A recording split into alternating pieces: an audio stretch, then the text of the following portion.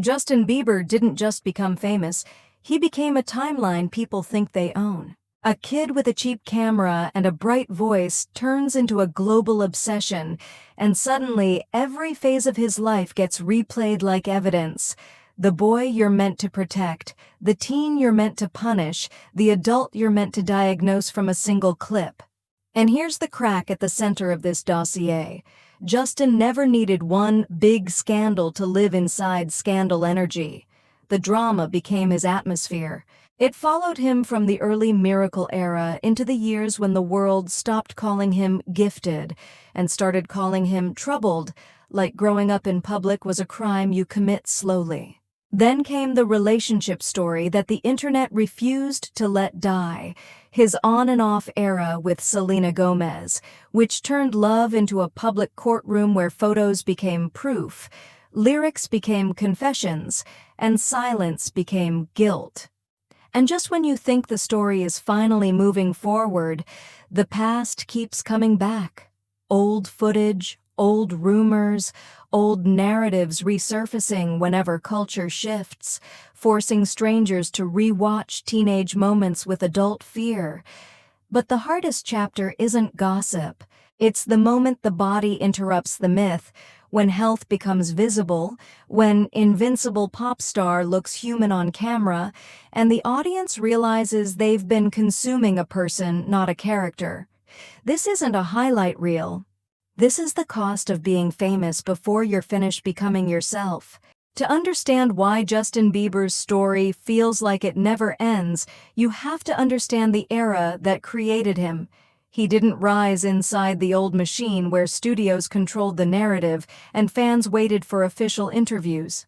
He rose inside the new machine, where attention is constant, the audience edits you in real time, and the algorithm rewards obsession.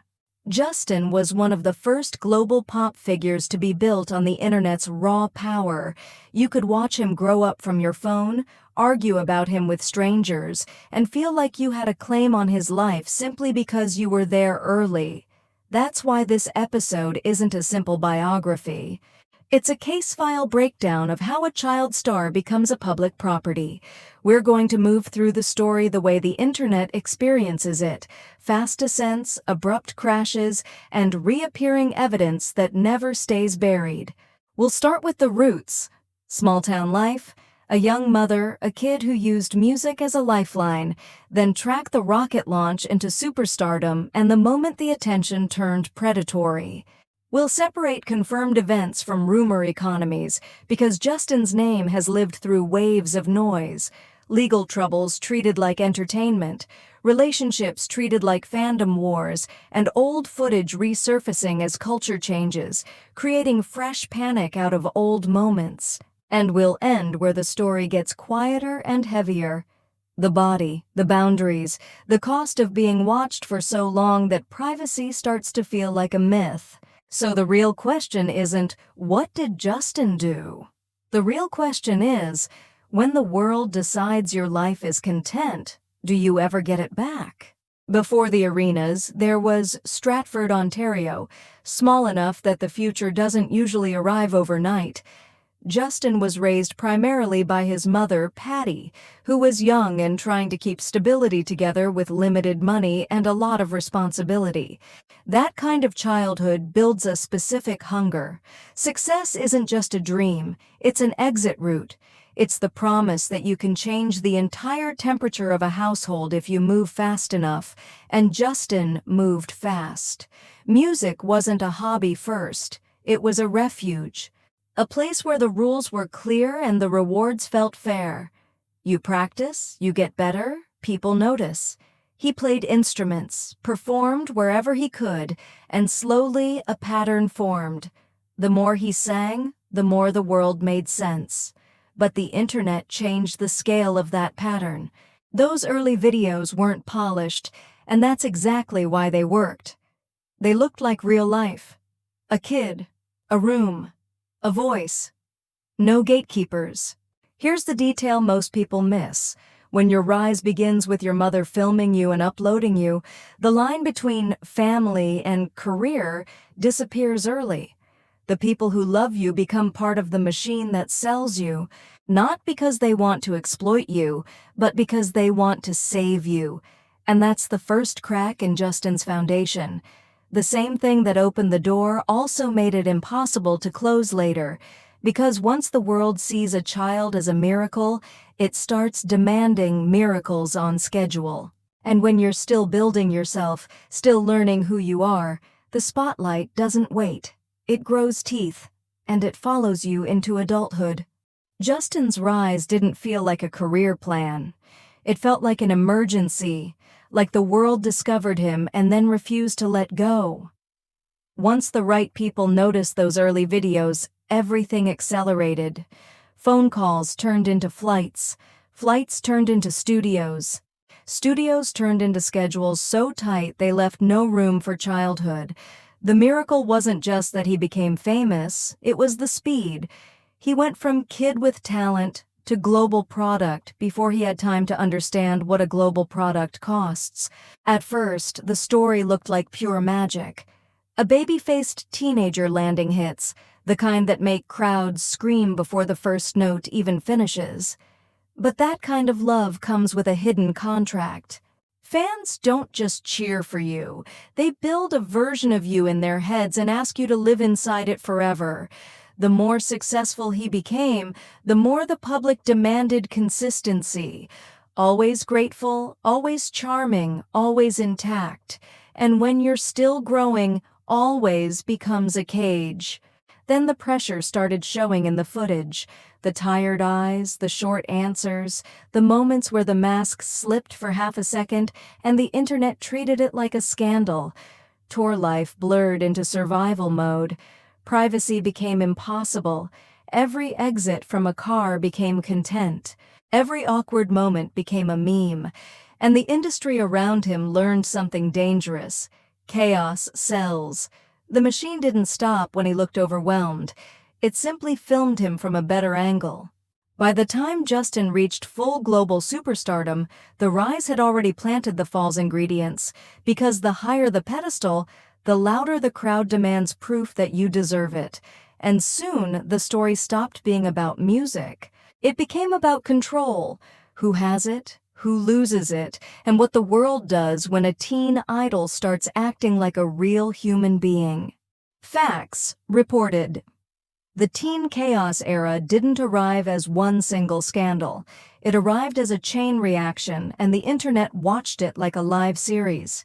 In January 2014, Justin was arrested in Miami Beach and charged with driving under the influence, resisting arrest, and driving without a valid license, according to Miami police as reported at the time.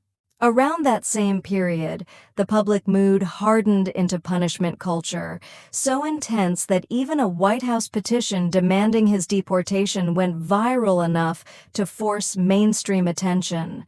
Then came the kind of headline that sticks because it sounds absurd until it turns official. The 2013 egging incident in Calabasas ended with Bieber pleading no contest to misdemeanor vandalism, receiving probation, anger management requirements, community labor, and restitution reported around $80,900. In 2015, he also pleaded guilty to assault and careless driving charges connected to an incident near his Canadian hometown, receiving an absolute discharge for the assault and a fine for careless driving, as widely reported. None of these moments alone explain the obsession. Together, they built the narrative switch. The world stopped calling him the kid we found and started calling him the kid we need to correct. Rumors, online war. This is where the relationship storyline becomes gasoline. His on and off history with Selena Gomez ran across multiple years in breakups, and media timelines frame it as a defining pop culture saga from the early 2010s through their final split era. But what made it toxic wasn't only the romance. It was how the internet converted it into a fandom battlefield. Photos became evidence, unfollows became statements, lyrics became confessions, and every new relationship got dragged into a courtroom that never adjourned.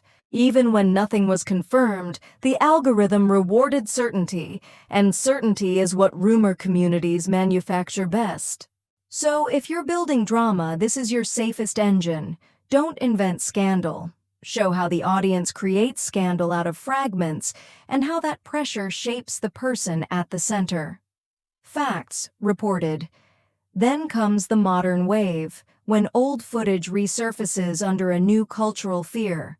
In May 2025, amid renewed online speculation connected to Sean "Diddy" Combs, Reuters reported that Bieber's representative said Justin was not among Combs' victims, while emphasizing support for people who were harmed and are seeking justice. The key here isn't to sensationalize it, it's to frame it as a case study in how the internet drags the past into the present. Videos of old moments get recirculated, strangers narrate trauma they don't actually know, and a person's teenage years get relabeled as clues without context. The rumor machine thrives on silence and distance, and the public often can't tell the difference between uncomfortable to watch and proof of a crime. Facts reported. Finally, there's the controversy lane where allegations appear. Denial follows, and the public treats the legal process like content. In 2020, 2 women publicly accused Bieber of sexual assault. He denied the claims and later dropped a defamation lawsuit he had filed over those allegations, with reporting noting the dismissal was with prejudice. This part matters because it shows the repeating pattern. Allegation becomes headline, headline becomes identity, and what's true becomes secondary to what is clickable. By the end of Part 5, the viewer should feel one clear tension. Justin's drama isn't just what happened, it's what the world decided it meant. Then the dossier stops feeling like gossip and starts feeling like gravity, because the loudest headlines in Justin Bieber's life were always about behavior, romance, rumors, what he did, who he hurt, who he became. But the moment his health became visible, the story shifted into something the internet can't fully control, a real body with real limits. When he spoke openly about facial paralysis from Ramsay-Hunt syndrome, it punctured the myth of the unstoppable pop machine and replaced it with a human truth. Someone who has been performing under pressure since he was a kid, now forced to slow down in public. And suddenly, the timeline looks different. Not rise then scandal, but rise overload survival. Fans who once demanded constant access had to watch him set boundaries. Critics who once fed on chaos had less to bite into. Because illness doesn't argue with narratives, and it doesn't care if the internet needs a villain. This is the emotional peak of the case file, not whether Justin can win back reputation, but whether he can reclaim himself from the story the world wrote on his skin. And it leaves one question hanging in the air like a final note.